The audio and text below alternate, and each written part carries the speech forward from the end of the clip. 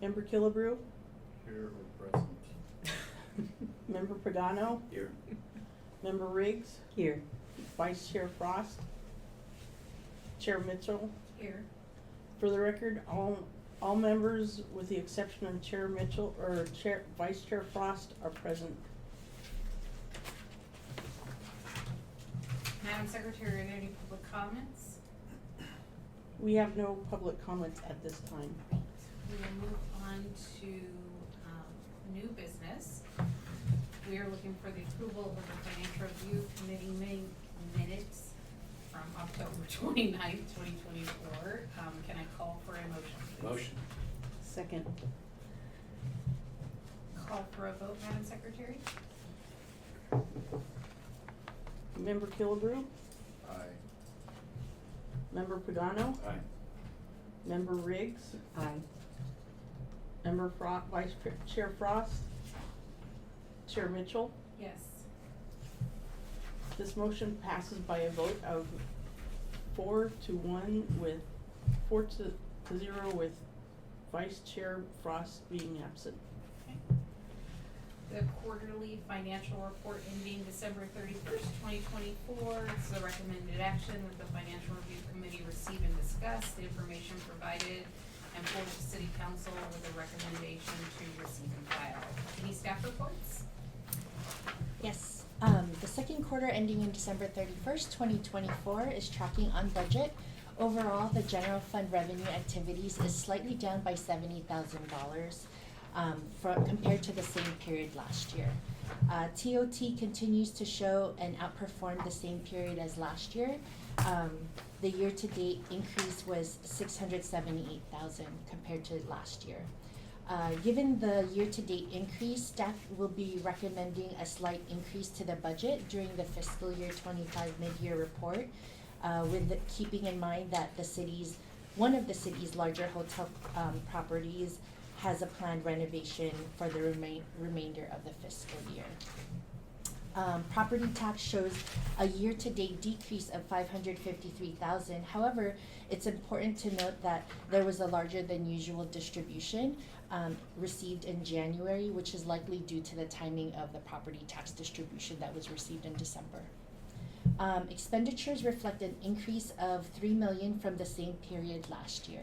These increases are expected and are reflected in the current budget. These expected increases compared to the same period last year are due to several reasons. Personnel costs, from higher benefit costs from negotiated increase for all employee groups, an increase in the OCSD contract, ongoing street maintenance projects, professional services, and city attorney expenses. The city's investment portfolio continues to do well and is slightly above investment earnings into Q2. This completes my staff report, and I'm happy to answer any questions that you may have. Is there any discussion from the committee?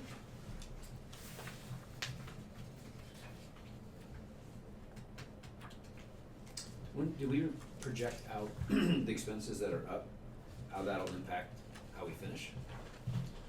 Do we think Yes. we'll still be within?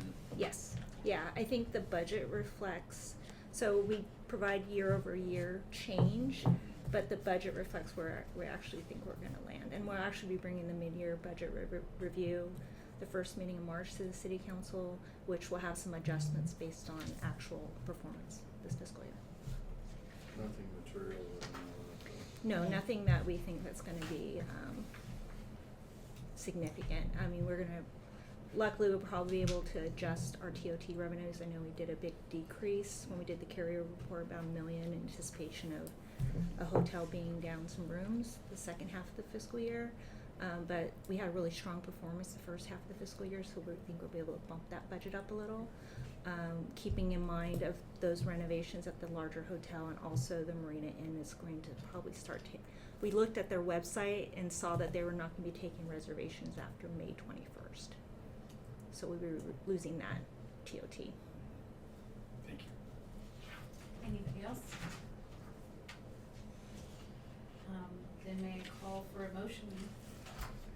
Did you have a comment? I was making a motion. Oh, okay, sorry. Second. I can hear you. Madam Secretary? Member Kilgrew, Aye. Member Pagano, Yes. Member Riggs, Aye. Vice Chair Frost, Chair Mitchell. Yes.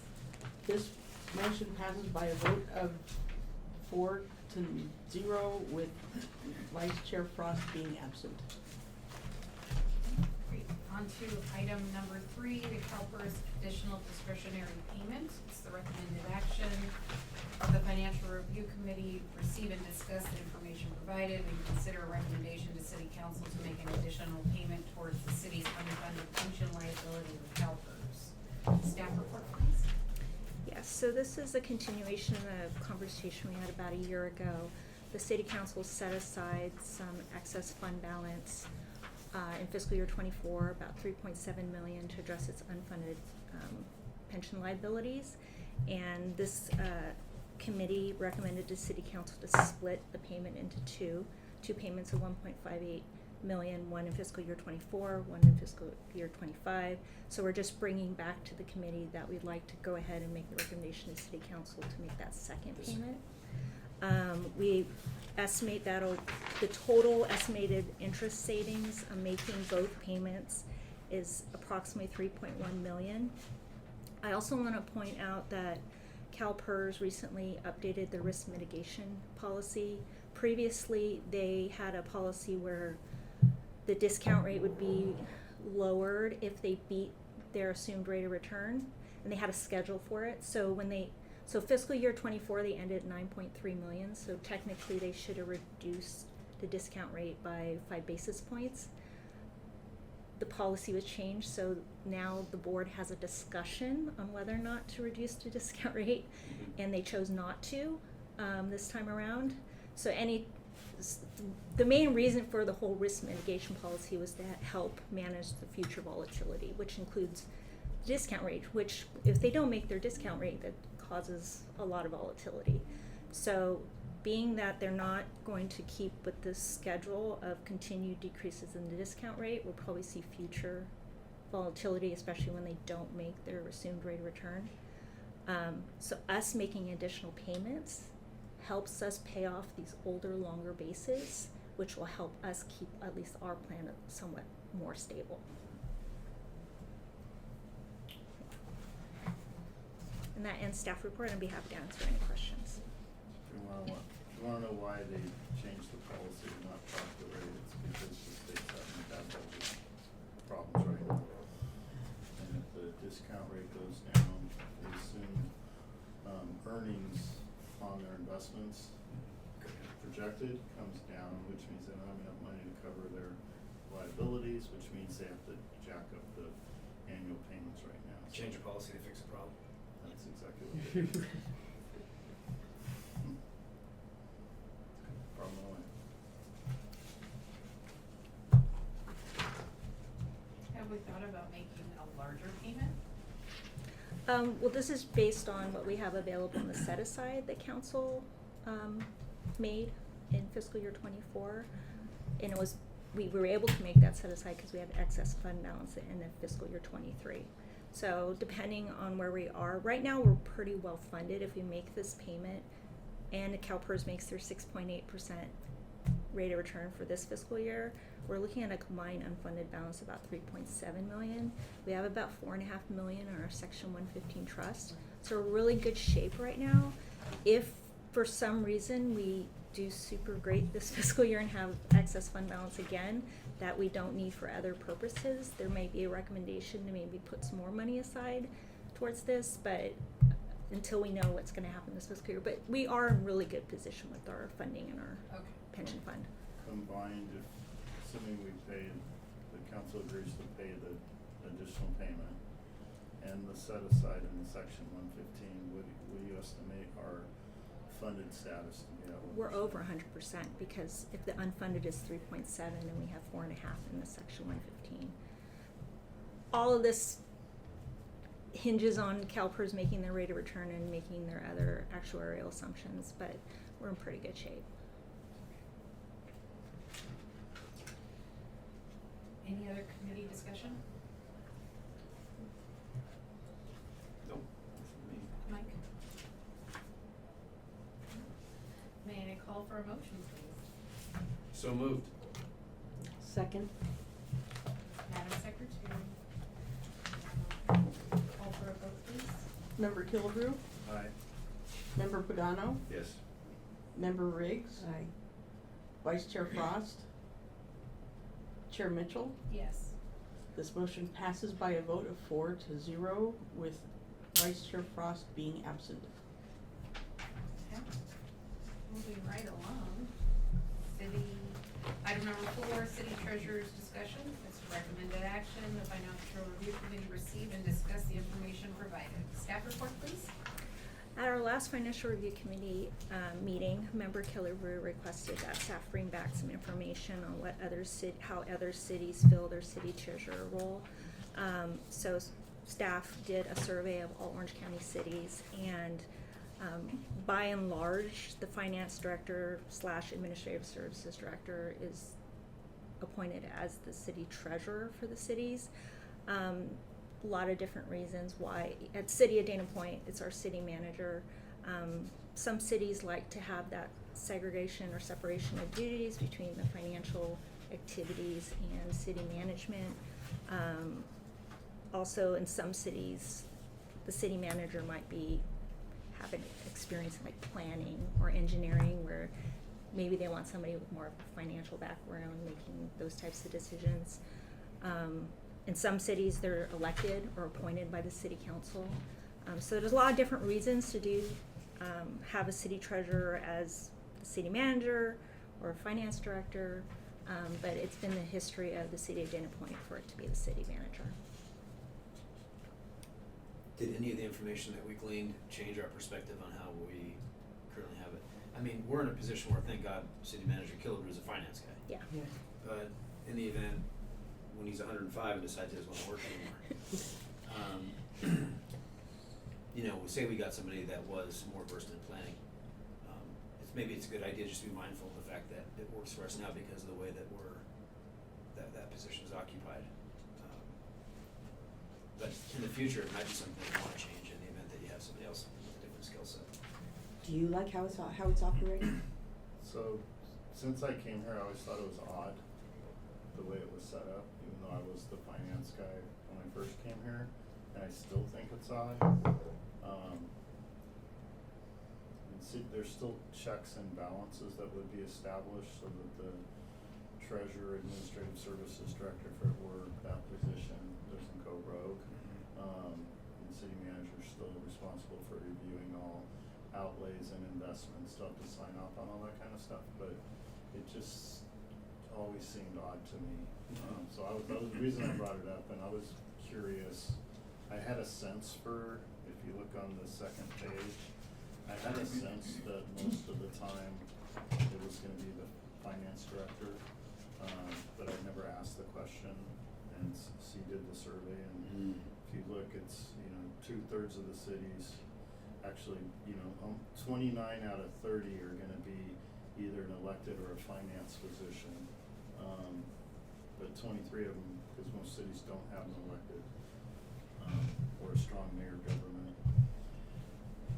It just seems like, to me, the best practice is probably to have that delegated down, and then, so, I was interested just to kind of look at this, it was established in our municipal code that way back in the day. I'm gonna bet it was because there was only 4 employees when the city was founded, and they just kept it in the model the city of Dana Point followed in establishing its governance structure was modeled after the other new startup cities in the area, because they had a lot of them had the same city manager at the time, Bill Talley, and he just copied and pasted a lot of the same codes.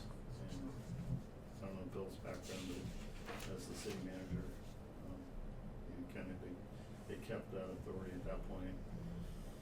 I don't know. I think it's. Is that a change you're hoping to make today?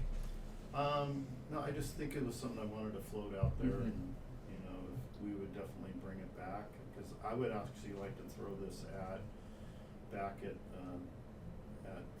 C and the finance staff to look at what checks and balances might need to be changed in our structure, if any. You work with our auditors on the internal control view of it, just to make sure that we know what other things might have to change in order to, Do we have to change something in the code as well? yeah, it's municipal code. Okay. I guess I'd be less concerned with the position that you, or at least the way that you discussed it with, there's still checks and balances, meaning like the finance director can't go rogue. But say if you had a nefarious or, you know, somebody that was capable of impropriety at the city manager level and they were also the treasurer, what are the checks and balances besides, you see what I'm saying? Like, Well, that to me would be a little scarier than the other side. mhm. Our current investment policy, when we purchase treasury notes, requires sign off by 2 individuals.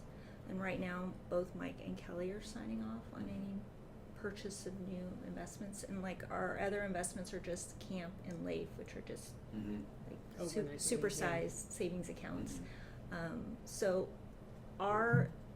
the way we manage our money is it's almost simple. It's so simple that it's not like we're buying stocks and, you know, Right. moving money around and making like, you know, all kinds of different types of investments. So I think the risk right now in how we do it is probably fairly low. If we made some major changes to how we do our investments,